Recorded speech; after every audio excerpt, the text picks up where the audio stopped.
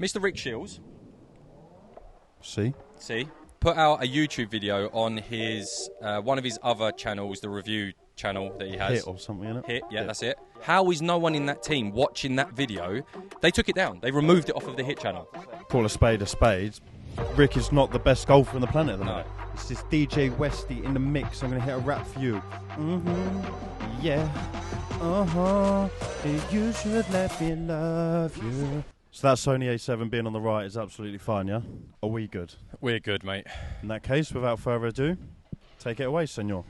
Hello, everyone. Welcome back to the #1 golf podcast in the world. By that, we mean the Golf Supply podcast. It is streamed on YouTube and Spotify, so you can listen or watch us on both of those platforms. Today, we move on to the Golf Supply podcast, episode 14.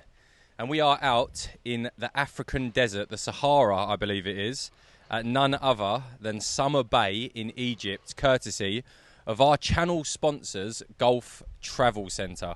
So alongside those, Fair Play Exchange also sponsor that podcast, and there will be a suitable ad roll for them. But before we get into this podcast, we've got a lot to tell you about Somabay, because I wasn't skeptical coming out here. That would be the wrong word to put it. I was excited to come out. I'd never been to Egypt before. Been to Africa before, Morocco, and Yes. You've been Turkey and whatnot. Hadn't been to Egypt before. But this resort, boys, mainly, but there's some girl followers as well, is an absolute piss take. Yeah, and if you don't understand our slang, piss take, we mean ridiculously good. Yeah, we've been to like pretend Africa though, haven't we? Like Morocco and Egypt. Obviously, it's in Africa. I'm not Pretend Africa. Not meaning to offend anyone. No. But when you think Africa, you don't think Morocco, do you? But you can tell you're in Africa from the minute you land. The heat hit you when we got off that plane like something else. It was like you turn the aircon in your car, but you haven't run it for the 10 miles, and it is just incinerating you. However, a big pro to that African sun out in Egypt is there is a lovely gust, but that is because, and you may be able to see, we are surrounded by the Red Sea. Yeah. Which isn't really red. I know. We were as shocked as you. It's blue, and it's not even blue. It's horrendously clear. Yeah. We did take a dip. One of us hit our balls into the sea, and we went and retrieved it on the 15th hole. But yeah, we've been out here for only two. 3 nights. Oh, 3 nights. 3 nights so far, and yeah, like I said, wow, what a trip. And yeah, we'll talk more about that. Yeah, so you've got like what's kind of like impressed me. We've got a lot to sort of digest in this podcast, but what sort of impressed me is me and Westy. We aren't like the biggest drinkers, goer-outers, like partiers. So when we go on like a golf trip, filming or not filming, like we're very golfy. Like, and some of you might resonate with that at home. Some of you may be like, Ash, what the fuck are you talking about? Like, we go to play golf and then get pissed after, and both are equally as fine. Somabay gives you both, but it definitely leans towards that, like, if you're an absolute golf nerd, 18-hole championship course, another 18 being built as we speak, which will be open at the late end of 2025. The practice facilities here, 9-hole night golf. There will be a video on the YouTube channel of me and Westy playing that. Short game area. And it's not like what you're thinking about when you go to your like local clubhouse and it's like, oh, there's the chipping green, like over there. I'm talking 700 yards long. Yeah, I mean, I was 5 times on iPhone, and you were still mini boy. And I was not even halfway down you weren't even. You were just wandering around. But I just think it's, like I said, like you'll go to Portugal, you play 18, and then you might go, right, well, it gets a bit boozy and a bit loud, doesn't it? So you go out. But I think it's, once you're golfed out in Portugal, you can then go out and play more holes, and then you're limited. Yeah. Or you can go to a small chipping green, but you're not going to spend hours there. But yeah, this place just means when you're not golfed out and you've still got a little bit of golfing appetite to do, and you don't want to go out and play holes again, like the facilities. And the thing is I like about here is I quite like feeling isolated. You're not, because the marina is huge and there's restaurants and bars, but I feel like I'm in my own little golfing paradise with a beautiful R&R sector of like we're up now, a 3rd-story bar, swimming pool, spikes bar with unreal food, the practice facilities, another 9-hole, another 18 being built. Go-karting, paintball, snorkeling. Putting greens everywhere. Yeah. We haven't actually rolled a rock before we've gone out. No. But there just seems to be putting greens. I mean, I just looked over the right and I actually didn't even know there was a putting and wedge. I did behind the spike bar, yeah. And there's another 2 there to my left. Yeah. It's just golf everywhere you look. Like it's unlike anything resort-wise that I've ever seen before. And I just can't get over like the whole short game area. They've got like a board, right? And it's got numbers 1 to 29 on there. There's 29 different stations on this short game area, and it will cover you from low pitch shots, high pitch shots, flop shots, bunker shots, bump and runs.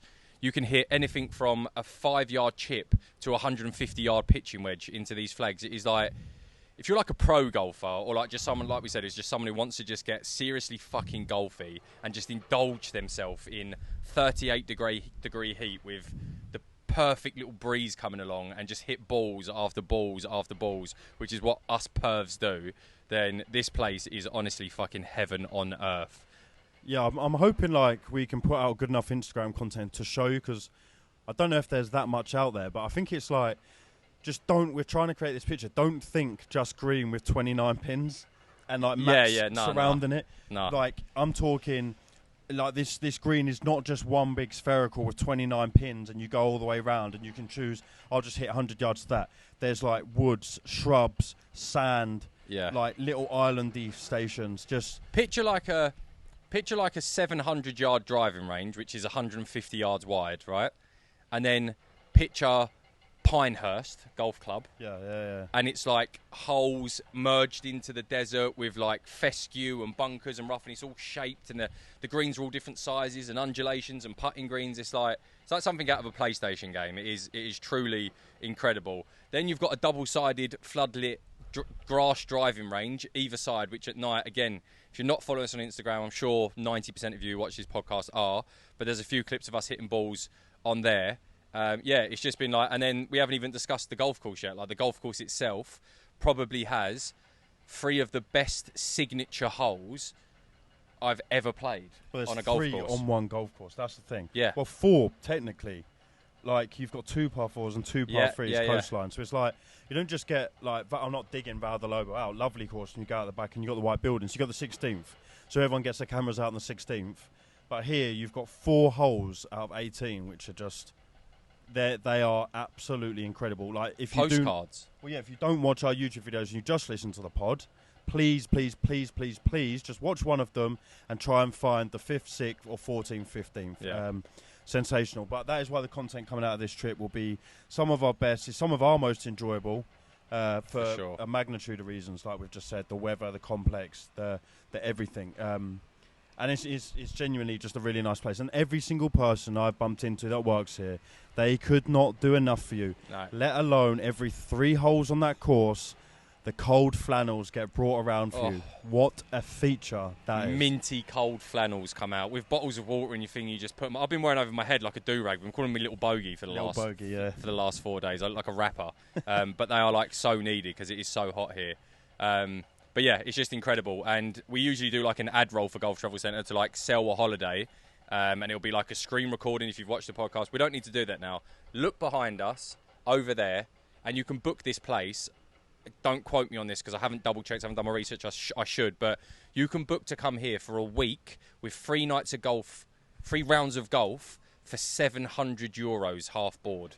That is ridiculous. Yeah, and flights out here, if you book it in advance, you can get flights out for £200. Oh, yeah, I mean, I actually looked then because I literally just checked this in. It was the one out here can be dicey. It was like 100 something, but the one back was actually $32.99 to Gatwick. It's ridiculous. And I think last point on it, don't go thinking that night golf course is your 50-yard pitch and putt under floodlights. No, jefe.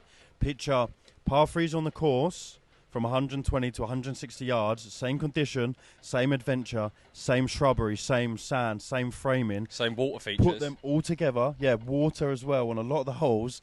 Put them all in a place and do them back to back to back under floodlit circumstances. Yeah. And I've not seen a single person on that course with us either. No. They are all missing out. Yeah. So 100% agree. And we, just to preface it, we don't earn any commission off for selling you these holidays. We don't get anything off of the back of this. It's just when we go to certain places, like Westy said, we just want to open up the eyes. Because I think the UK as a whole, if you're a UK watcher and listener to this, we get very, very caught up in the let's go to Spain, let's go to Portugal, let's go to Turkey, let's go to Spain, let's go to Portugal, let's go to Turkey. Maybe you'll venture out and maybe pop across to France or Egypt, I don't know any golfers that's come out that I know in our group that has come out and played golf in Egypt. Well, I don't ever think I've never heard it being discussed. No.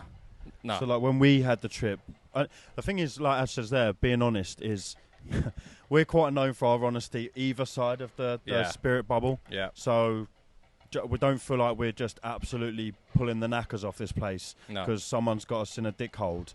Like, we'll be very honest if someone's a shithole. I probably wouldn't do it while I was here on the podcast. I might do it after on a podcast. But, yeah, we're just honest either way, the spirit bubble. So take what you want from that.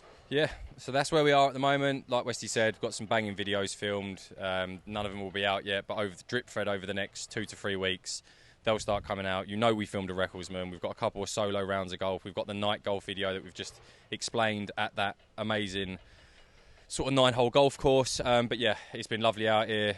Not recharge actually, it's flat out, but it has been beautiful. And now we're in the poddy, and we've got a lot to discuss, West. I hadn't showed you this list yet, but no. And I'm not actually going to show you this, right? No. I was so get on this, everyone, right? I was just doing like a little bit of looking into just like golf stuff the other week. I don't know why. I was just on a little bit of a TikTok wormhole, and just loads of stuff was being like shoved down my throat, obviously because I watch a bit of golf content, and I come across this article, right, that GQ have ranked the 23 top best golf brands for 2024, right? Okay. Based on just everything, just being a best brand. Yeah, Okay. I think some of it was aimed toward, a lot of it was aimed towards clothing, right? Okay. So this was 95% of this was the 23 top best golf clothing brands for 2024. How many do you think you could name? And once you name one, I'll tell him what position on this list they come out. I could rip 10 off it. Go on, I'll start getting lost. Okay, so I'll start obvious. Nike was number 2. Yep, standard. JL number 13. Okay, that's surprised me. I don't know 12 brands above that in terms of apparel. It's so popular as well. So already the list is flawed. Melbourne is another new one that's come out. Number 1. Okay, it's up there. It's top 4. Shouldn't be number 1. Everyone hates on Jason Day when they wear it, so that seems to be strange. So you've got number 1. Puma was not on this list. Okay. FootJoy are not on this list. Who's made this? GQ. This will get to the point that I want about. Somebody who can't see golf in apparel. Raising this up. What have they done? Just felt it. All right, let me go in with another obvious one. Nike, Melbourne, JL, G4. G4 is on this list at number 19. Again, surprising, because at the minute, and I keep saying to Ash, every single fucking pro shop I walk in, they are starting to dominate it. So they either have someone they know in very high places, or they have a fucking big budget. 19th, madness. Peter Miller is on this list, 17th. Well, who the fuck's in the top 10? Adidas is on this list, and Adidas comes in at number 14. Again, Adidas is extremely popular for a magnitude of reasons. One, because it comes in at such a beautiful price. Yeah. And Adidas product we pride ourselves in apparel and wearing cool brands. I love a bit of Adidas. Can't go wrong with it. So colourful. Can't go wrong. New designs are sick, and it's out of everything I've just said, the best price. And it always fits good. Yeah. So let's go channel sponsors. Manners. Number 7. Okay. Love the team there. Should be 7th. All right, what about RLX? Maybe that's probably not on there. Ralph Lauren comes in at number 11.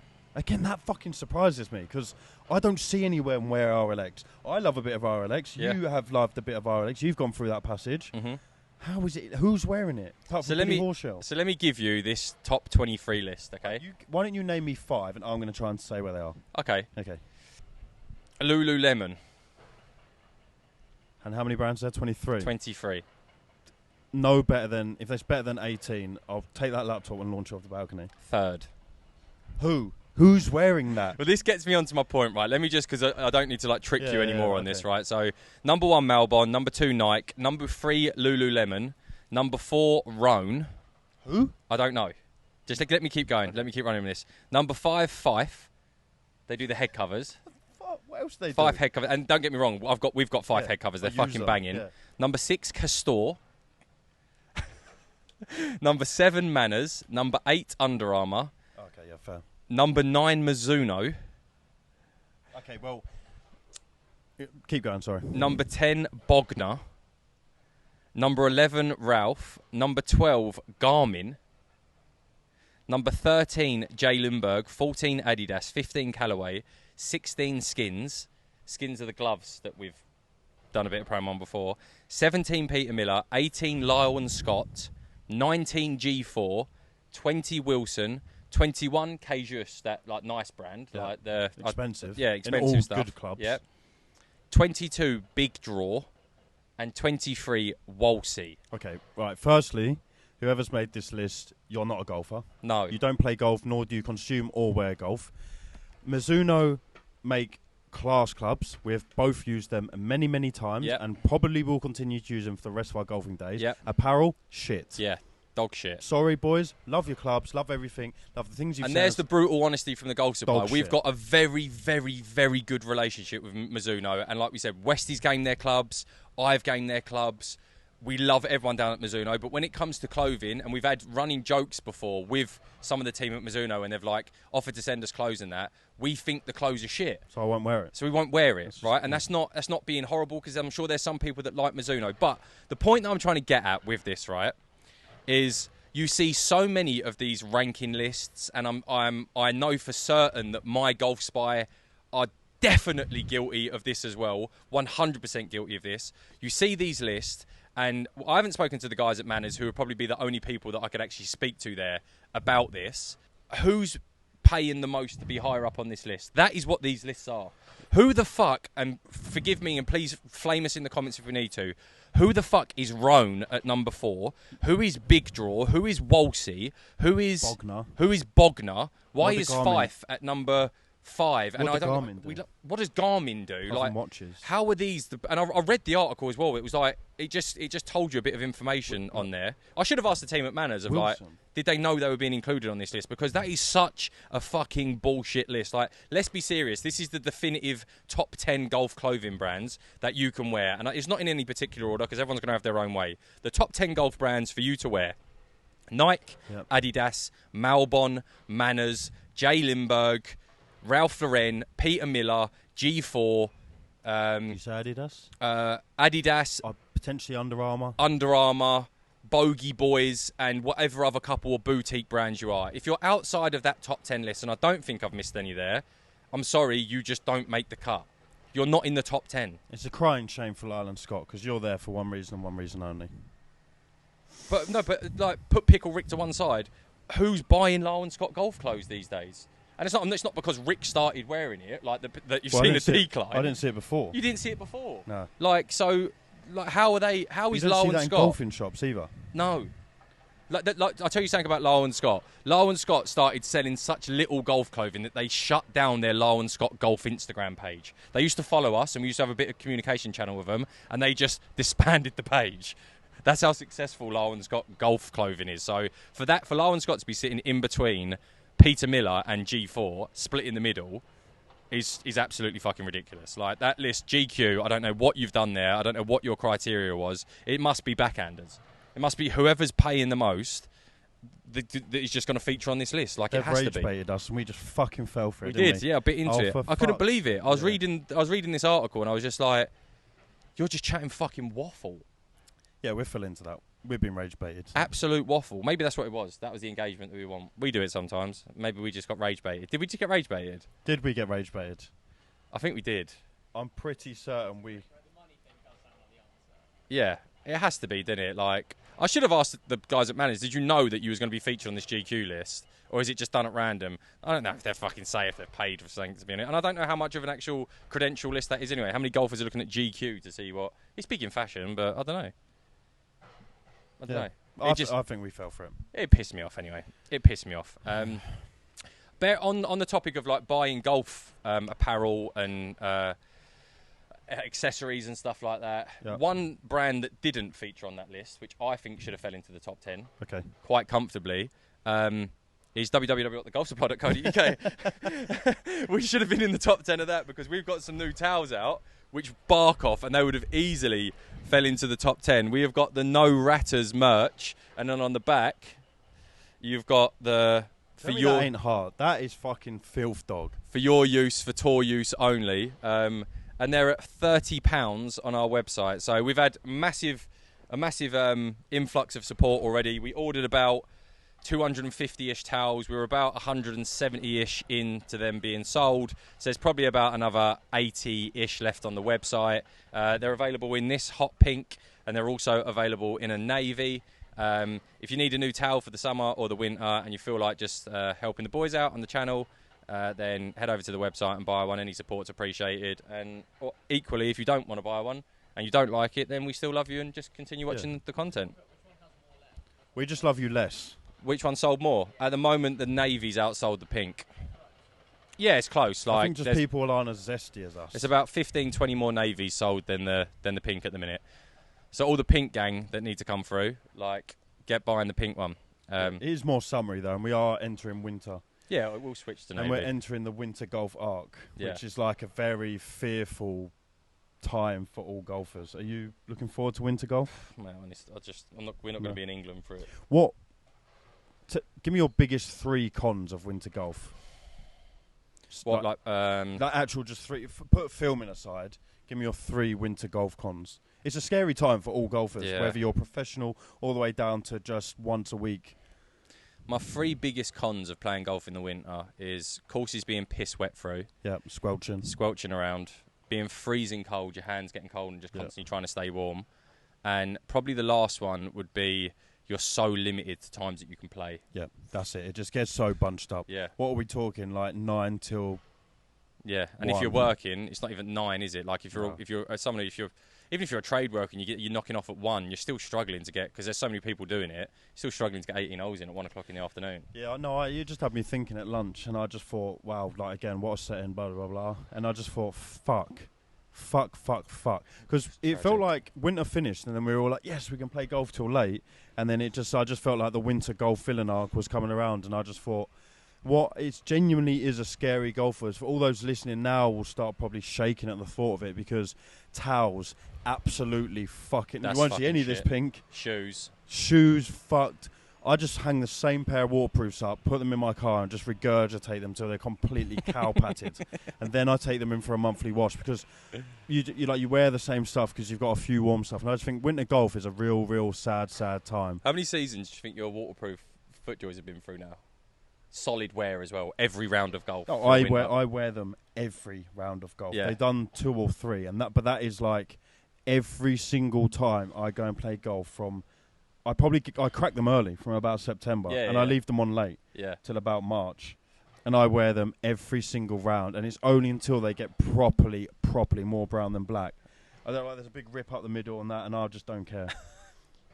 But I think about you're wearing them for at least a 6-month period. Oh yeah, at least. Yeah, and you've done that for 3 seasons now, so they've had 18 months worth of your big legs stomping around mud. Yeah. Squelching. You are right. Tragic. And the thing is, for people who tend to get a little bit fucking fatty on some strikes, it just splashes up everywhere. It's the worst. And like putts, it's like a nightmare for winter golf. Mats. Oh, hideous. Temporary greens, not so much actually, but like you say, closing down courses. I don't think golf courses are very good at communicating. We've got this social media now. We've got Instagram, maybe not so much, probably just Instagram. Like, can you just put out notice of what's happening, or if the course is closed, or this is... Because I've done that before. I've turned up at clubs and not been told the condition, and you still get charged the full green that's fee. wrong. Can you just communicate a little bit better? Okay? I think the only problem that, maybe on social media, but they might put it out, but just to defend some of the clubs, like, as a member, you would get this information. So we would get updates from Crondon Park. Wouldn't be saying, like, temporary greens on this hole or that hole, and I'm sure if you're a member at the course, I don't know the best way around. So if you're just going to pay and play somewhere, unless you're what they are guilty of, I'd agree with you there, is sometimes like you'll ring you won't book online through like Golf Now, or I'm sure there's many other platforms you can book through, but you'll ring the pro shop and be like, oh, can we get down for a tee time today? And they'll give you your tee time. You get down there, but then they fail to tell you on the phone that there's 4 greens shut. Oh no, even if I've done it before where I've actually turned up on the day I mean, oh yeah, we'll go play there. I'll turn up on the day, and I pay my green fee across the counter, and they're like, they don't say anything. Just take my money. I get on the first tee, and I'm like, why is there a flag in the fairway? oh, that seems all right then. Yeah.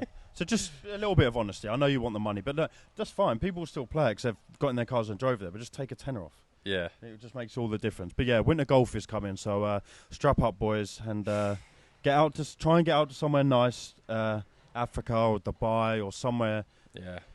Turkey's even a risk, so it probably is just Egypt, Morocco, or. Well, they were saying, weren't they? So, like, we've obviously been looked after from like a gentleman called Mohammed, who's like the golf sort of operations manager, and all of his team really. Billy, who's like the marketing guy. And one thing for certain in Egypt, they're saying is it just doesn't rain.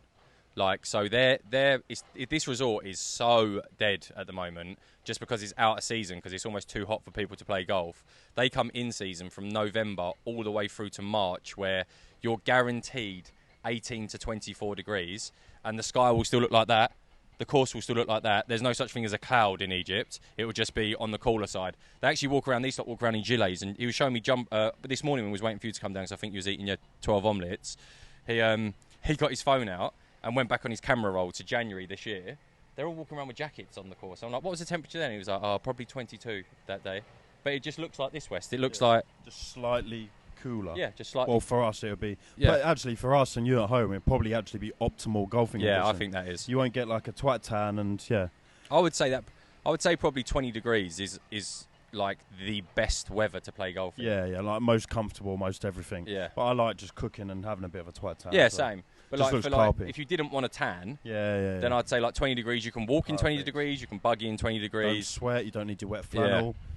Yeah. 20 degrees is such an elite heat. But we don't. So, yes, all English golfers and UK golfers and European golfers, let's get through it together, and we'll see you on the other side. Before we jump into, there's one thing on here that no one else is talking about at the minute, but us being us, we definitely will talk about it. Before we jump into that, was there stuff that you said you wanted to just rattle through? Well, I just had a few points down. It was something we was meant to discuss last time, we forgot. And I think it's a little bit more prevalent here because, like, the three of us knock out a bit of TikTok before bed. And I used to be really guilty of this, and we spoke about this before, of falling in the algorithm of tips. Golfing tips. Yeah, you were going to say this. And I just thought to myself, and I thought it was quite interesting, at what point in your golf career do you stop actually taking notes of them? So, for example, if you see a golf tip, you'll watch it and either say, well, that's a load of bullshit. You've actually sent me once before and said, right, by the way, just don't chip like this. And just don't listen. But me and a few of the boys at home, Frex, Jason, Arch, mid-handicap boys, fall into the trap of, I've sussed it. If I do X, Y, and Z at the range next time, I'll hit a few clean strikes. And I find it interesting what level of golf, or could the 26 handicap not listen to tips and be completely dialed in? Do you think there has to be a level to stop listening to TikTok tips, or do you think it's just a above 10 handicap thing we do?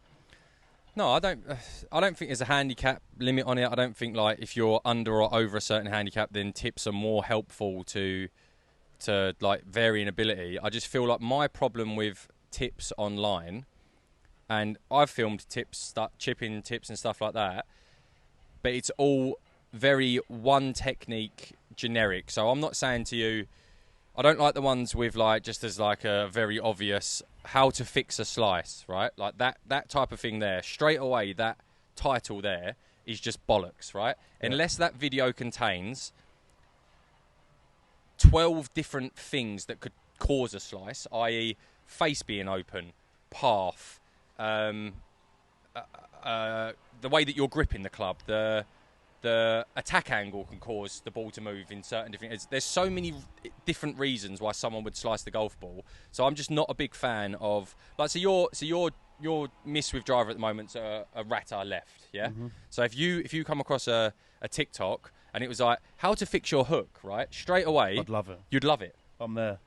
You're in. I'll like it and I'll come back to it. You're locked in, right? But your hook comes from a path being excessively from the inside and getting a little bit handsy on the way through, yeah? But if the tip on why you're hooking the golf ball is all to do with face, right? So it's your face is closing over way too early, yeah? Yep. But your hook is coming from an excessive path from in to out.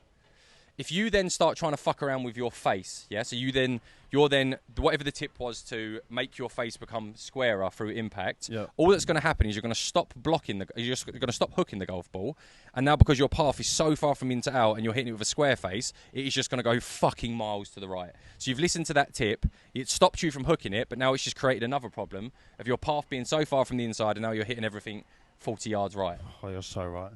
Oh, now I'm even more in the dirt.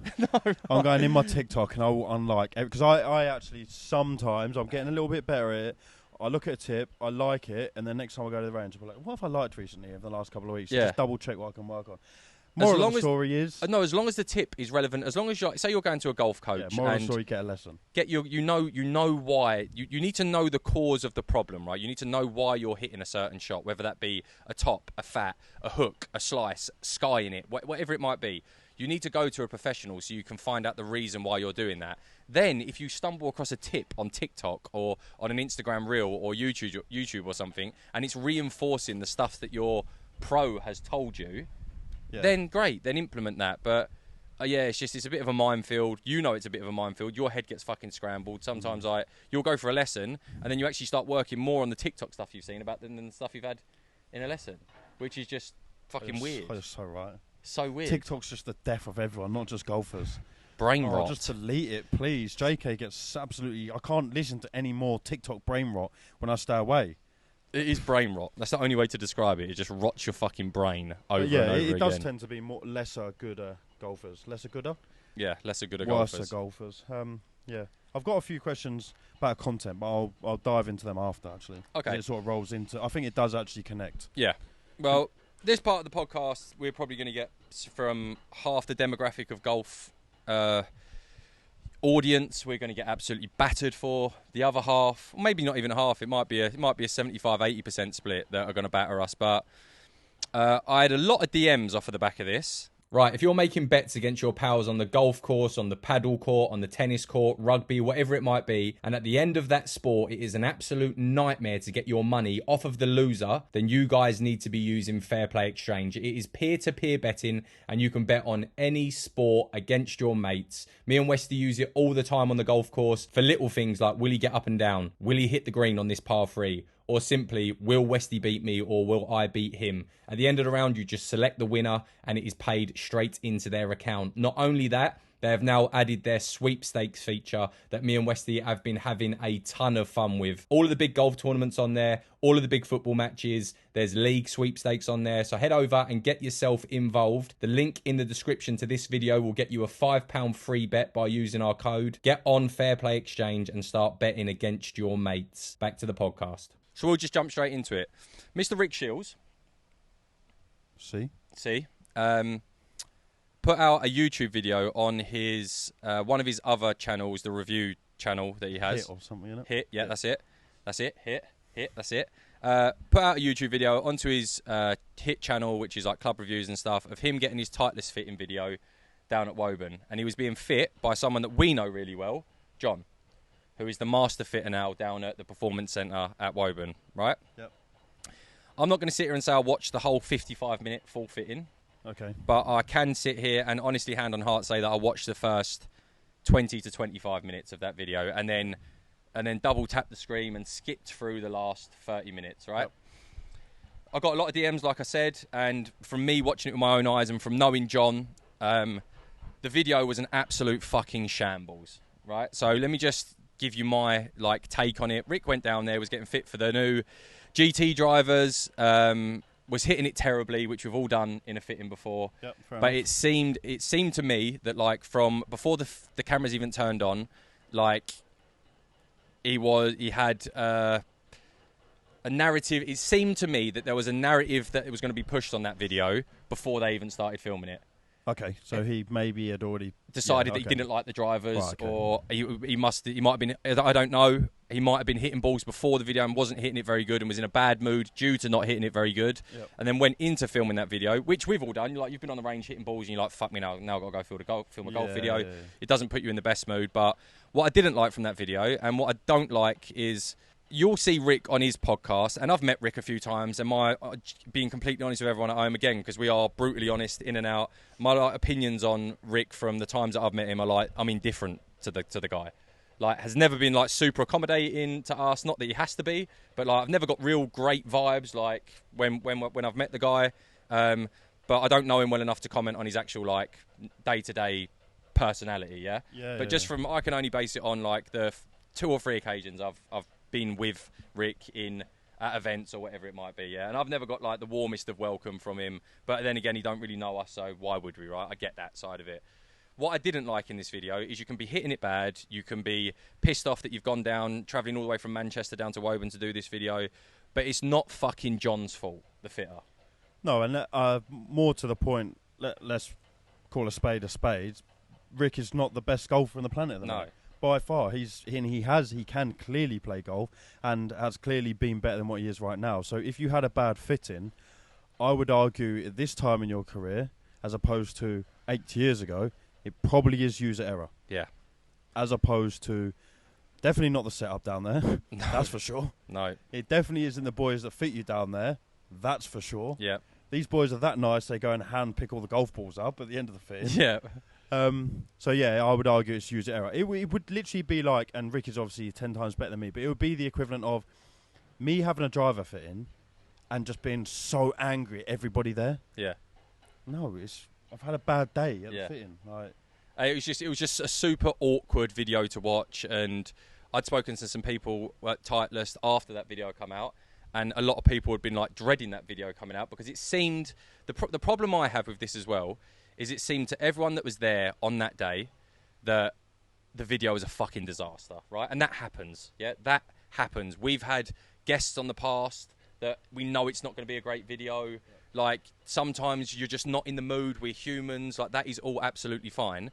But everyone who seemed to be at that facility on that day knew that, apart from Rick and his team, knew that video was an absolute fucking disaster. But what makes it even worse for me, they released the video, but there's a podcast that's been filmed, and I think Rick was away, and Guy was on the podcast talking to this other lad on the podcast, and they're saying, oh yeah, we've got this Titleist fitting video dropping next week. It's going to be so great. It's so insightful. Blah blah blah. Like, you're going to love it. Make sure you watch it.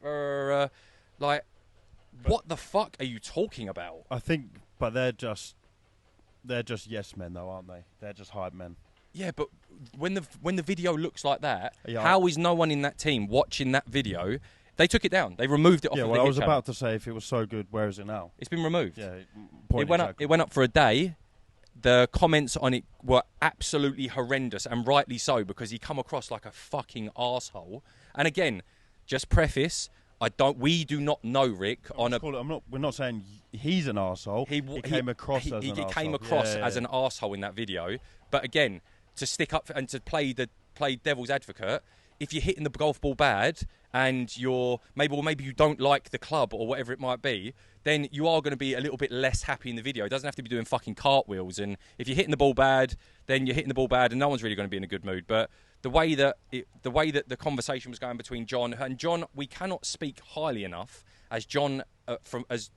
about John or Titleist and that fitting centre, and the way that you're treated and looked after, and how in depth they go to you to try and make sure that the club that you walk away with that day, because we're lucky enough that we get given the clubs when we go down there. We go down, we get fit, and that is extremely, no matter if you're Rick Shiels size or our size, and there's obviously a massive gap in between that, you're managing to go down to a tour facility, get fit by tour specialists into the brand new club. There has to be a level of like, all right, I'm hitting it shit, like, but come on, it's a good day. We're at the performance centre, like, let's ride the wave. But maybe do you get to a level where those sort of things don't excite you anymore, and you just can be a grump about it? Don't go then. But I would say, yeah, on the back foot to that, being kind in life, not just in that setting. I don't give a shit how many followers you've got. These are people who are there to just put a service on for you. Yeah.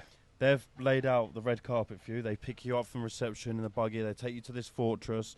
They look after you. They play the video. They do this. They provide you with, I know it all sounds really minuscule, but they provide you refreshments and X, Y, and Z, and this knowledge and these different heads and this everything. And Rick has done 1 million fittings and been lucky enough to be in this game a long, long time, and his hard work has paid off. However, they put on a service for you, and yeah, if you, like you say, if you're not enjoying it or you're not playing well, then that's no one else's fault apart from yours. No. So Yeah, just the attitude for me in the video was all wrong, and then I just couldn't wrap my head around the fact that they've got a team of people there. I don't know if Guy had even watched the video. If maybe Guy was just on the podcast saying, "Oh, it's going to be a great video," and he hadn't watched it back. He was present at the fittings. You would have liked to have thought that he would have seen through his own eyeballs that, fuck me, that was a disaster, that video. But maybe his outlook, maybe they didn't think it was a disaster. But I just can't wrap my head around how in the edit that video has made it through the edit station onto the channel. Which would have been a fucking long list in Rick's team. Yes. Yes. Made through the edit station. They've watched that footage back and went, yeah, sound. They've then promoted that video on the podcast, released the video, been battered in the comment section on that, removed the video, and now that was 2-3 weeks ago, and they're just making out as if it never happened.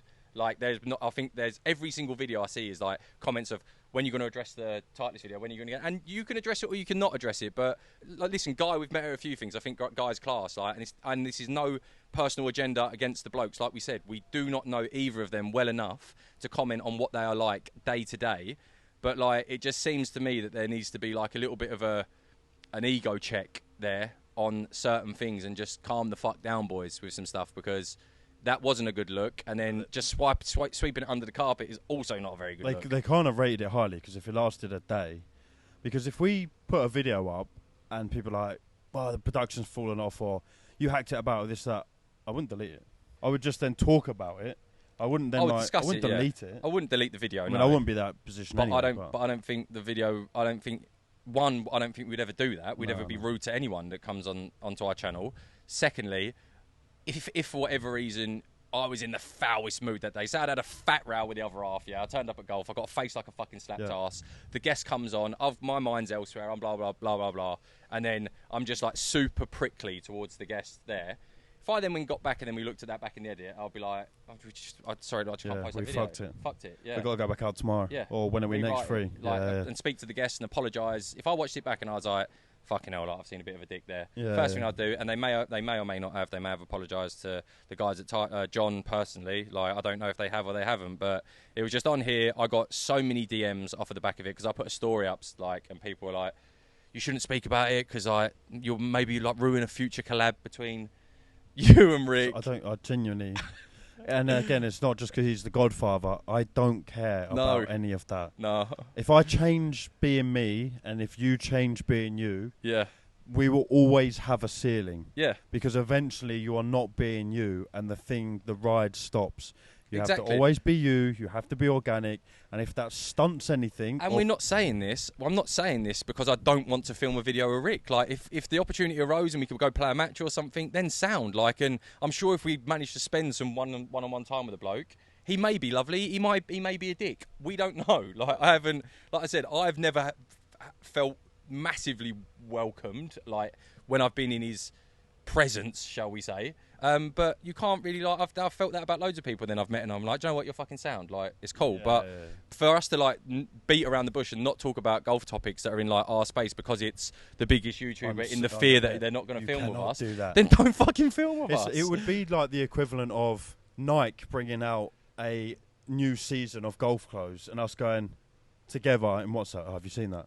They're fucking awful. And then it comes out on the podcast and I'm like, don't say anything. No, because Nike could come knocking. I'm like, yeah, but it was awful. The new collection of polos was, do you know what I mean? So they weren't. We love you, Nike. They're always good. Shout out. But no, it would be the equivalent. Shit. Rick is the Nike, I suppose. So yeah. Oh, okay. I just wanted to discuss it because I know the people involved in it personally. Yeah. Well, and you know, we're open and we can discuss what we want. But shout out, Rick, man. Like, you've been doing it years and you paved the way for a lot of us. And like we said, please do not take this in any way, hate, shape or form, and giving you the benefit of the doubt. Everyone's had fucking bad days, but I just feel like there's ways to deal with it, and deleting a video and then just sweeping it under the carpet and making it out as if it never happened is like probably not the best way to do it. But you do you, homie. But yeah, I understand they obviously got through the levels, and content is content, which is why they posted it initially before it got flamed. And I suppose... Oh, it still got flamed, boy. Yeah. Oh, they got flamed. Yeah, that's what I mean. And then they realised, like, fuck, we just have to film something else and get it out. Yeah. And, Yeah, now they're getting round 2 of Flamed again.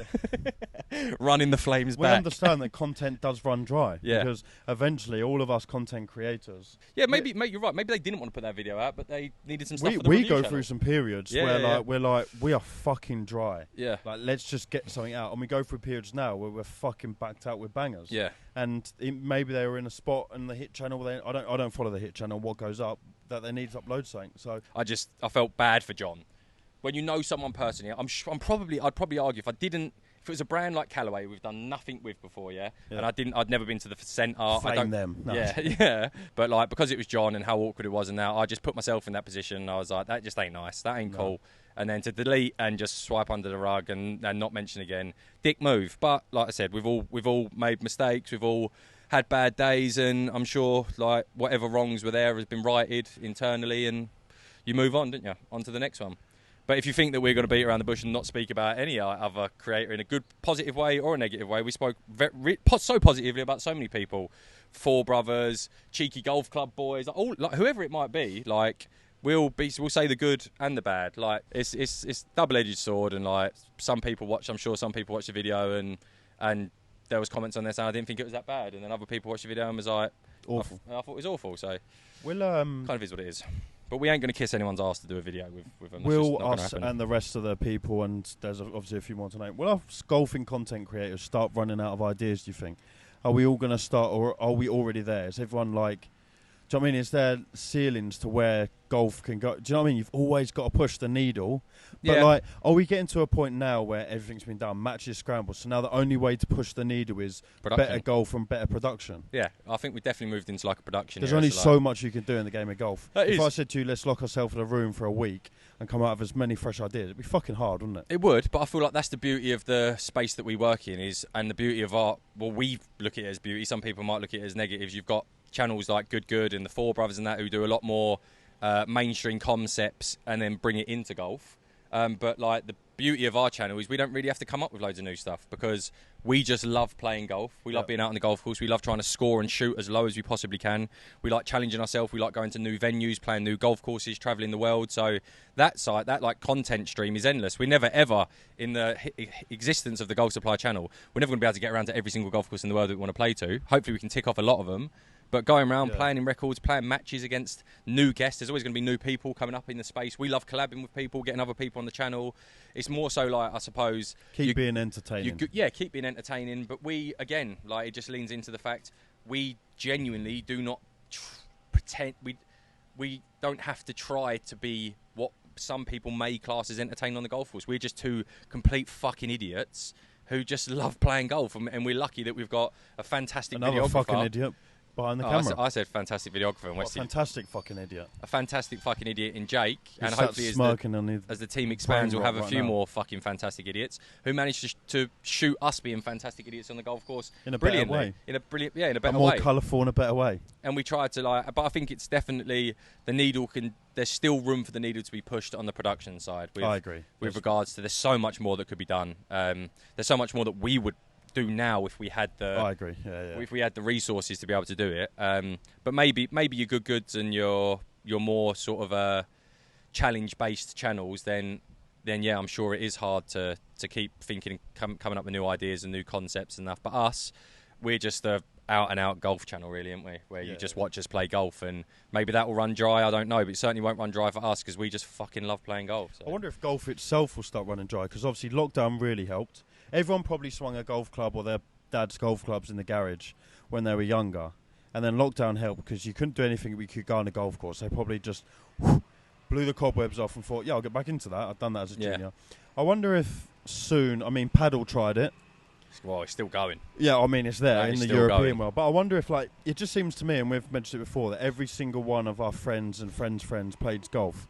I wonder if it will start dropping off because at the minute it's fucking growing fast on social media and in real life.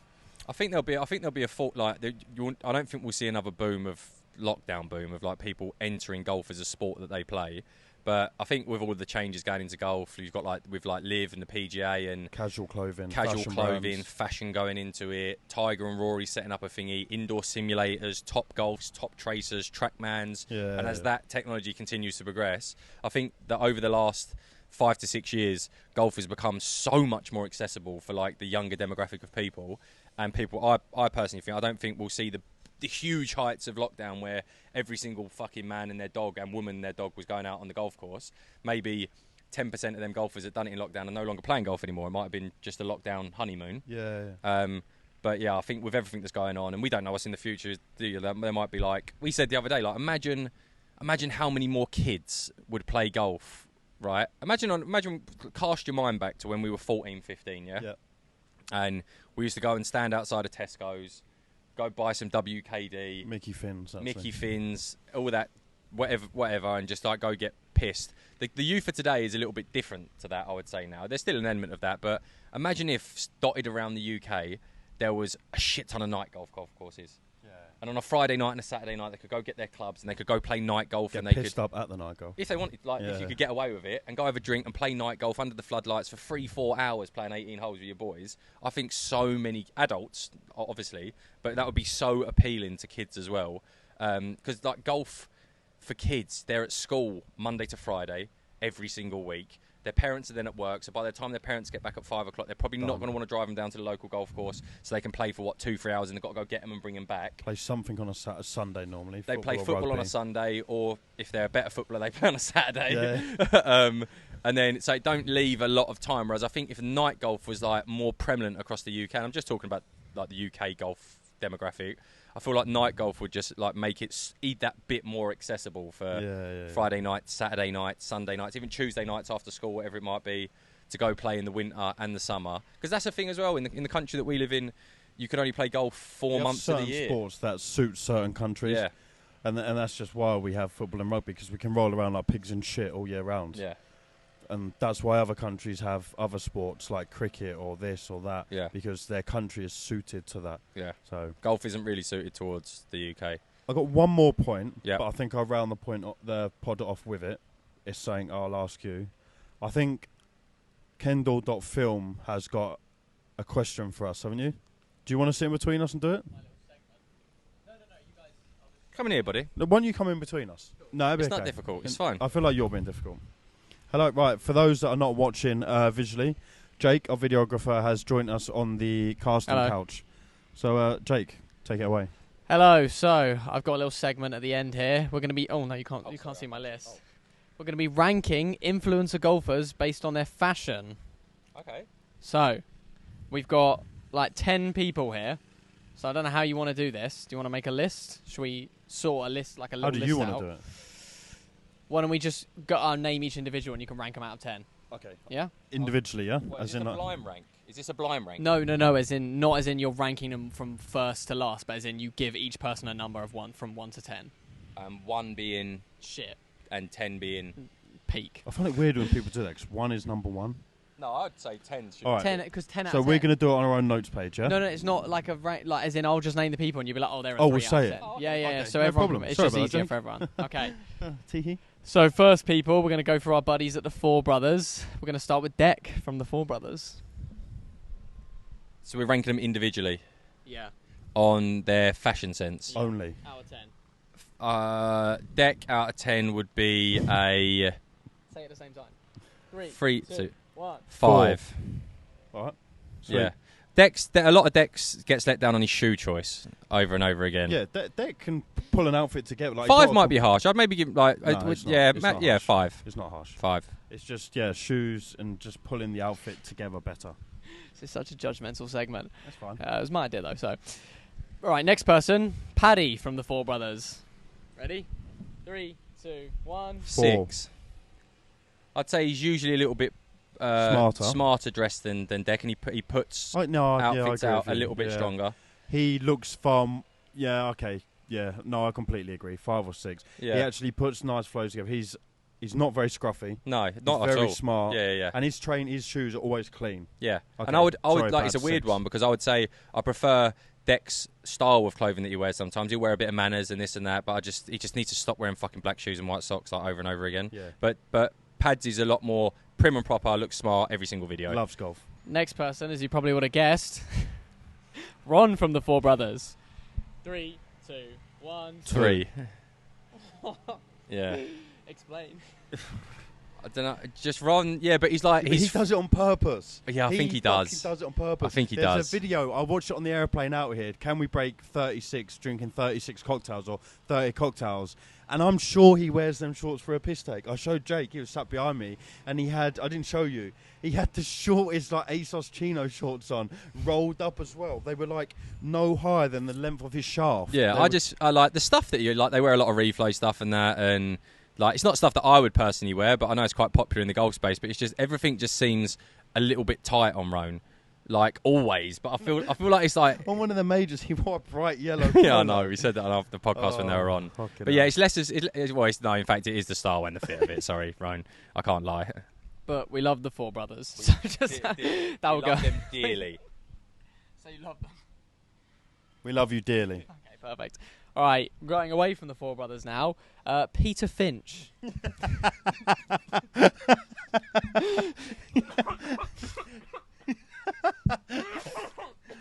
I'll give you a minute. All right. Okay, ready? 3, 2, 1. 1. 3.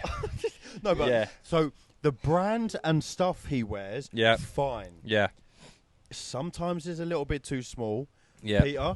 Peter, if you are watching, highly doubt it, but if you're watching, well, his team will be. I'll tell you, we'll be watching. You've just put a little bit of Tim's on. That's all. That's why you're not looking as good, because he actually puts on really good golfy stuff, and he put up a lovely reel the other day of his golf swing through the years, which is great essence, golf swing, by the way, great golf swing. Essence. But you've just put a little bit of timber on, which is making your outfits not look as good. Footwear is never good though. Just want to put that one out there. Well, but he's a FootJoy sign, so he has like prems on, but it's just like just the fit. He wears the plims mostly. Oh, does he? Right, yeah. I'd say 3, just because you've got a real good wardrobe available to you there with being FootJoy signed, and it just seems like you're really fucking it up. But Essence golf swing, great golfer. God. One of the better content ones. Yeah. I like what we do there. We just drag him down, but no, it is Essence. Yeah, you got to like shit on his clothing, but then really like hype him up on his golf game. Yeah. Okay, sweet. We're gonna do all of Big Wedge Golf now, starting with Harry. Can't remember what you wear. Oh no, I can. Yeah. 3, 2, 1. 6. 2.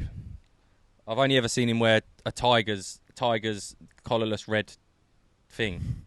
No, he does. That's all he wears, isn't it? He wears far more upbeat and newer, modern. Okay, let Westy answer this one, because I've genuinely never seen him wear anything apart from a red Nike. Harry's head is definitely in the right place in the sense that he knows what's new. He knows what people are wearing at the minute.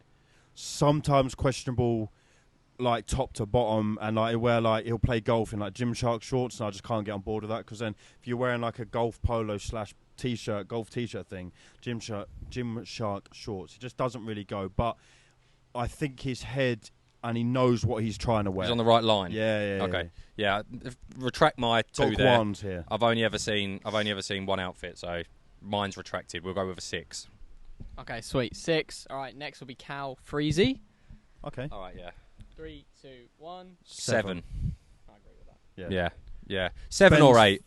Maybe he doesn't spend because he's fucking a big Fulham, but spends a lot of dough on good apparel. Wears some nice Malbon gear, always cuts around in his Travi Jordans, really nice fit of shorts that he wears, or trousers when he wears them, cool hats, just, Go on, sorry. Yeah, I'd 7 or 8's like a solid. Yeah, maybe even 8. I'd agree. I've never watched the Big Wedge video. Disliked anything he's been wearing. And thought you look like a bag of dicks. Yeah. 7 or 8. We'll go 7, 8.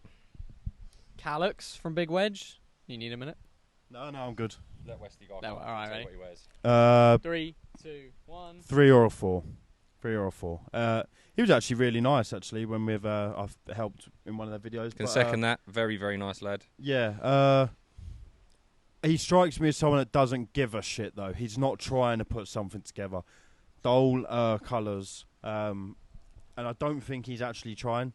So that's the thing. So, like, some people are actually trying.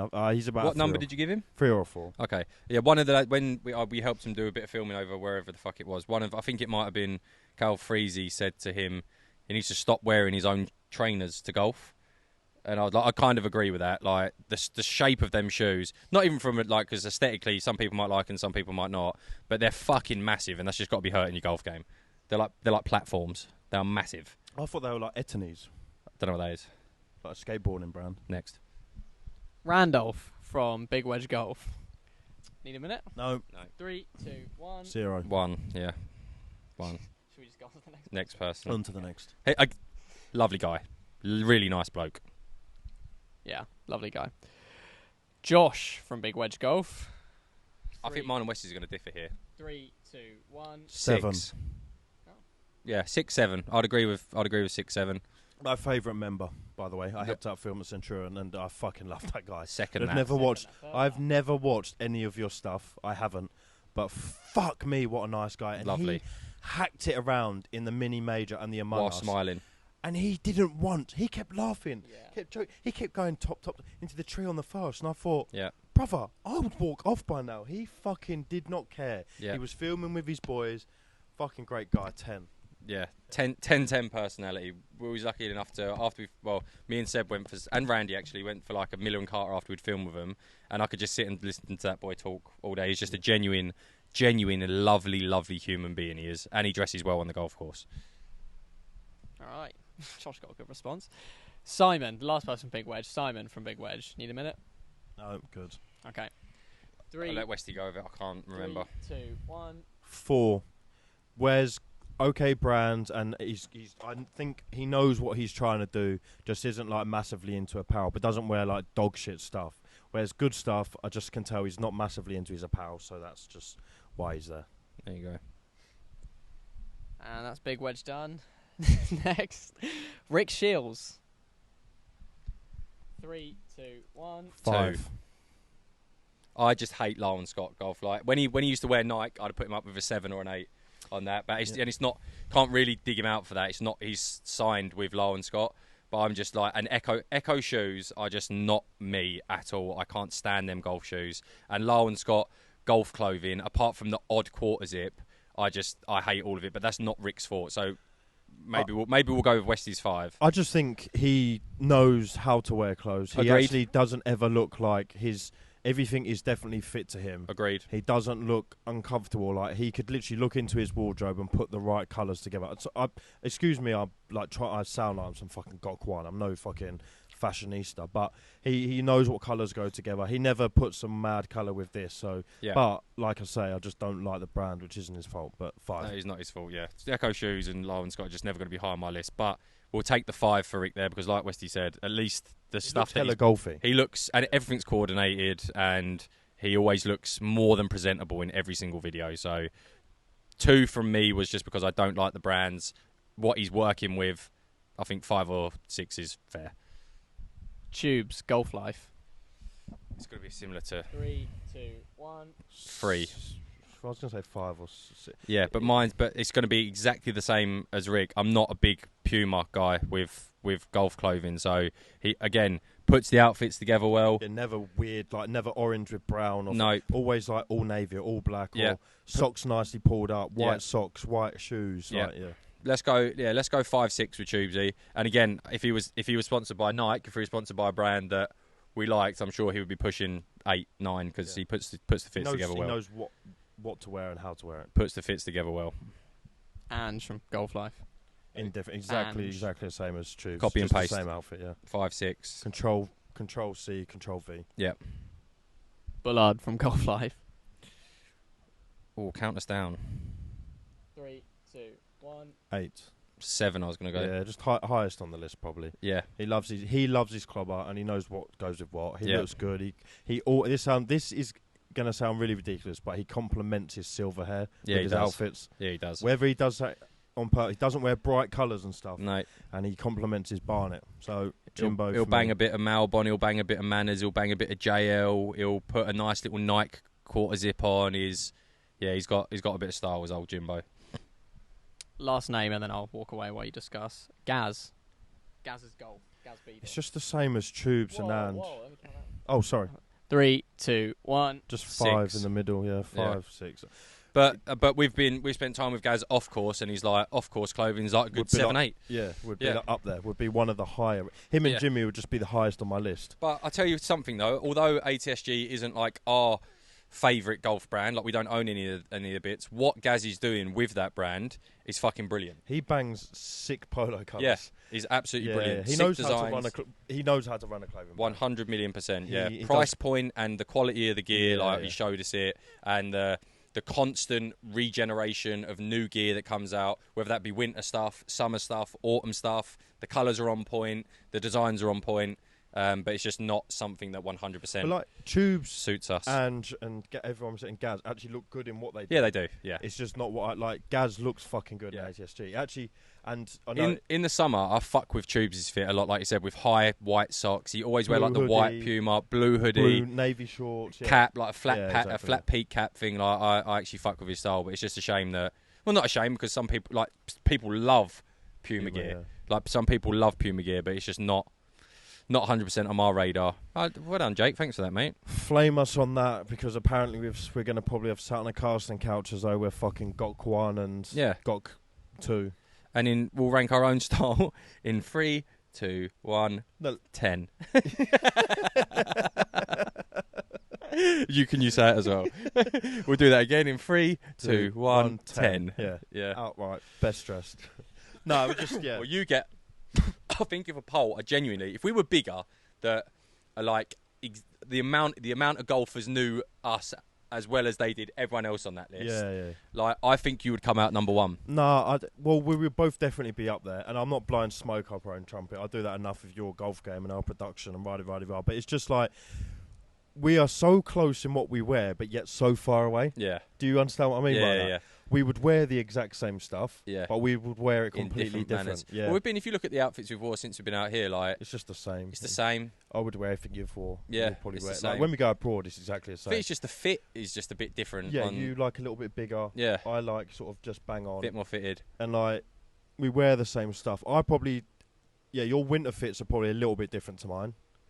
Yeah, I would blow smoke up your arse and say that I'd put you number one when it comes to like dressing for the occasion. Like, if you had to line all of those people up, and we were all going to play Trump Turnberry, yeah, we were all going to play Trump Turnberry. So it was trousers, golf shoes, if you want polo quarter zip or polo jumper or something, and cap, and you lined everyone up when they were fully suited and booted for golf. I think my Michael comes as number one on that list. And I'd line you up as number one and who shot the lowest score. And that's just how we roll We've here got at a the couple of GS. number ones there. And I would as well. So if anyone wants it. And talking to number one, you've just been listening to the number one golf podcast in the world. Last point. Rank Egypt, rank where we are right now, based on weather, venue, food, practice facilities, golf course.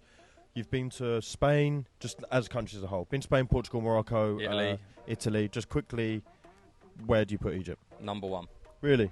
Yeah. The only thing that this course lacks, which I do enjoy when I go to other places in the world, is you are just playing the same golf course. So I do enjoy the aspect of Portugal or Spain when you can go play 3 or 4 different golf courses on your 4 or 5 days when you're out there. Yep. But this holiday, I don't think it's fair to compare to that, because this is a golf resort. This is a package that you'd book to come and play the same golf course. And service, little things like how nice the food has been, the actual championship golf course, the practice facilities, the other amenities around this place, the weather. Like, I cannot fault this place. And the price point, you cannot. When the second course is here. When the second 18's here, it's game over. It's number one golf number resort one venue in common knowledge. Yeah, second golf course being built. Yeah, I can't see how you could want for anything more. You can bring the missus, you can come with the boys. Yeah. You can do absolutely everything. We've only scratched the surface of being out here. Absolutely. Tomorrow we're going to play golf in the sea, in the Red Sea. That shows you how much you can actually do at this place. But yeah, Golf Supply Podcast, episode 14. Hope you enjoyed it. Please take some of the stuff that we said with a pinch of salt. Rick, Guy, anyone from their team, if you're watching, no hatred towards you or like this feeling towards you guys. Thought we'd discuss that on the podcast, and everyone else who we've ranked in your golf fashion, it is all subjective. I'm sure some of you would put us, well, in Pete's podcast, they have put me extremely low on the golf ranking before. And it's all they spoke about. Yeah, and it's all completely subjective. We love you all. Thank you for watching. I hope you enjoy the Egypt content that we've made whilst we're out here. We've loved it. Shout out to Golf Travel Centre and Fair Play for your continued support of us. Hopefully on to bigger, better things. And yeah. Thank you very much. Thank you very much. Good night.